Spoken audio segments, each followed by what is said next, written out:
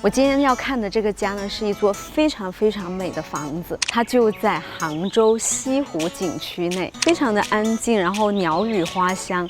我们去拜访一下它。嗨，卡卡，欢迎来到我家。天哪，是门厅。这个门厅我很熟悉，因为我见过图片，我觉得超美。但是我实际看到的这个感觉还是完全那种震撼程度不一样的，而且它放在这里就超和谐，跟外面的绿色的水啊风景融为一体，就有这种江南园林的感觉。当时我这个空间是觉得玄关是非常重要的，这样的话自己一进来，每一天就会看到一个场景，哇，就我回家了。这个屏风是我在伦敦的一个画廊里面淘到的。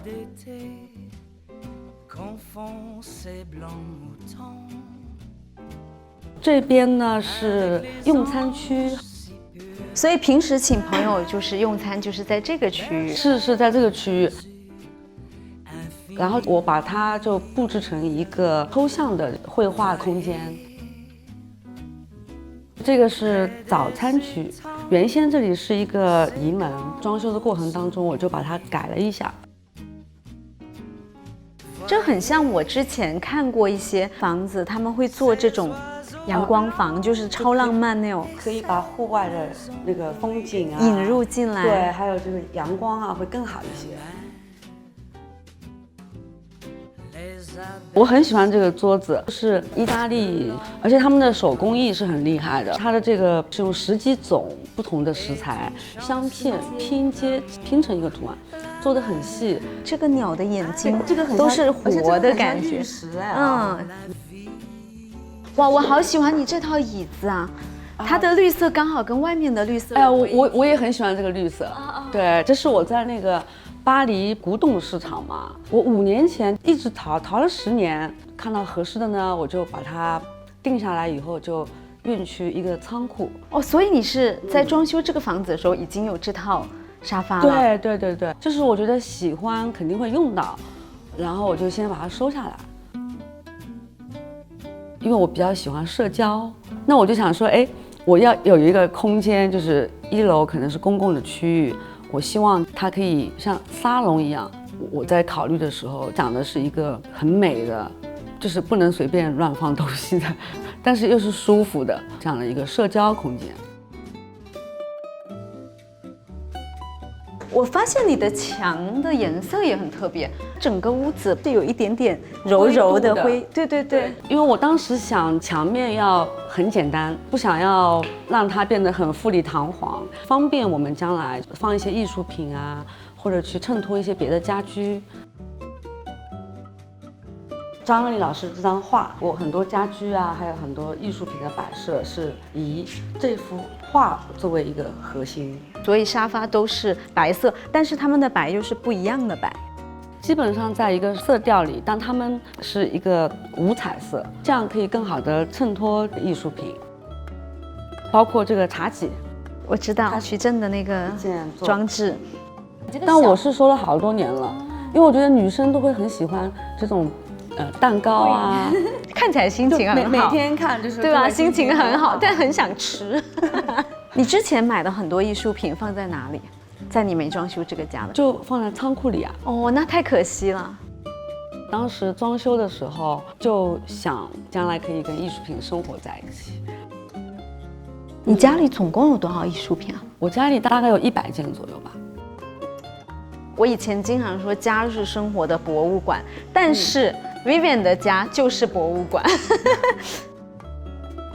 这个家叫蝶居，我想知道蝶居这个名字有什么特别的含义吗？可能是买的时候我觉得就有缘分。它这个房子是蝶形的，我一进来的时候是有左翼和右翼。哦，像一个蝴蝶张。对，像张开的那个翅膀，所以我就自己命名它叫蝶居。我平时会在这里看书啊，工作的一个空间。我可能会在今天不断发出这句话。其实这个空间它是一个未完成的空间，我原先的想法不是这样的，后来我就这样摆了以后，觉得哎，使用功能有了，也可以在这儿更加空一点，我觉得留点空间也蛮好的。而且这块空间就是很舒服。我刚才从那里一走过来，我就觉得有一种开阔的。对，因为主要是两边都有光。这你的工作台？对，这都是你画的。对。所以你现在还在自己画图和设计？我们也有设计团队，但是呢，我依然在做这个创意的设计。我很喜欢买书啊，每到一个城市，我就会都去书店，然后就背回来。就像这样，是以前20年代的一些广告啊，还有我们中国的一些老的那种海报啊什么的。哦，真的，其实你看以前的衣服，对，以前的人比我们讲究呢。我今天跟你打开这本书，我又有灵感了。突然就我会有一个画面闪过，我觉得这些都可以成为灵感。这就是我说的生活气息，我觉得一定在你家是能看到你的。对，家就是可以承载你的很多经历、记忆和故事。当你看到它的时候，它就会引发你的一种回忆。那这种回忆和故事都是会让你觉得心里面很满足，对吗？所以它有的时候跟钱其实也并不是真的是画上等号的，就是要有钱，但是并不是光有钱就可以。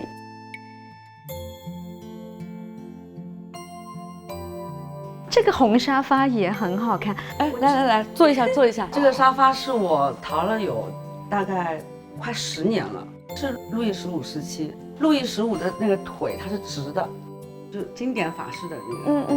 经典法式风格。然后这个靠包是我自己设计的。哦，对，我就喜欢做这种小小的装饰，装饰品，这样放在一起也很和谐。现在的沙发好少能有这种感觉，这种比较女性化、精致、浪漫的那个感觉。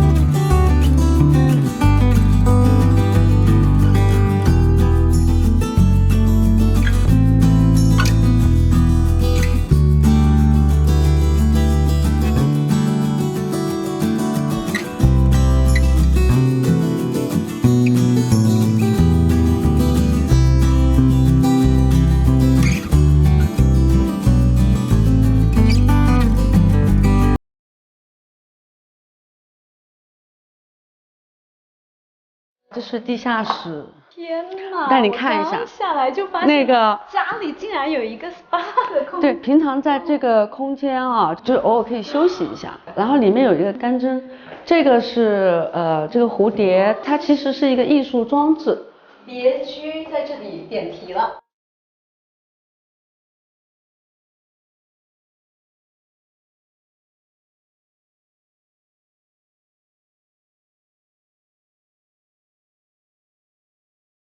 然后呢，地下就是基本上放的都是摄影作品，因为摄影作品呢，它有一个特点，它喜欢在这个比较黑，就不要阳光直射的地方，所以正好这个空间它非常符合摄影的展示。